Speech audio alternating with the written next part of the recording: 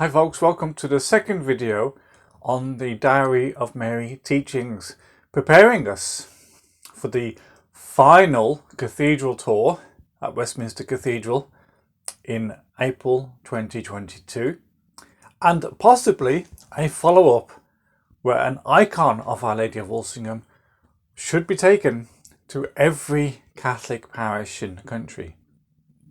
That has yet to be finalised and prepared, but it was always part of the Dowry tour. So in this session I want to conclude a little bit of what I was talking about in the first one. King Edmund of East Anglia dedicates his kingdom to Mary as her dowry, the gift. Now remember, the dowry does not have the same meaning as a 21st century meaning, right? The original English understanding of a dowry was a gift that the husband would set aside for his wife should she be widowed. So it was a very positive and special gift to his wife. King Edmund dedicated his kingdom as the Dowry of Mary, according to the Wilton Dyptych. And he was our first patron saint. King Edmund of East Anglia died in 869, died at a time where England had been Catholic for several hundred years and was called the Land of the Saints. Now I will try and cover some more on this later on, because we need to understand what our heritage is in order to reclaim it. Now if you go on from King Edmund, 869 he dedicated his land, and a little over a century later, in 1061, 150 years later or thereabouts, Richeldis, who is a widow and has land in the village that we know as Walsingham, she has a vision, if you like, a dream. Some call it a vision, some call it a dream. We don't know for certain because we don't have documentation on it, of Our Lady. Our Lady takes Richeldis in vision to the Holy Land, shows her the holy house of the Incarnation, and tells her to take the measurements and to build another in Walsingham. Now the beauty of this is Richeldis is a widow.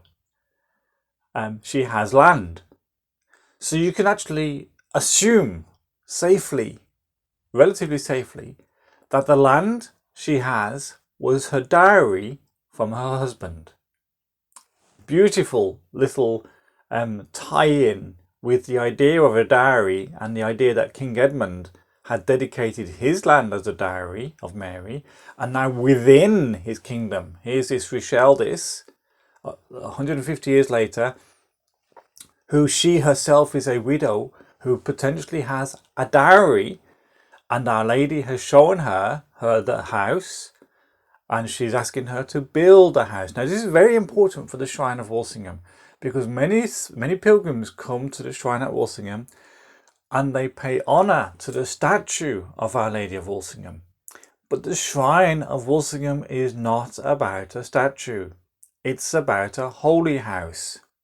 And if you go to the Catholic shrine in Houghton St Giles, you'll find there the slipper chapel and the basilica. In the grounds of that shrine you will find the little holy house that we took on the Dowry tour. That little holy house has been to every cathedral in England except Westminster Cathedral. So just bear that in mind. It has been to all the sacred places of our worship in this country. Every diocesan mother church, that little holy house has been. And the message of Walsingham was about a holy house.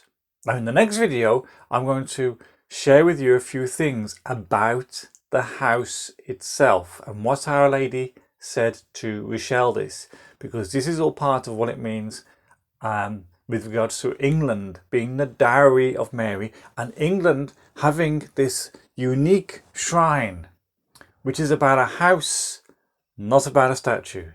But the statue has its own importance now, but it's the house. We keep going back to the original vision, the house.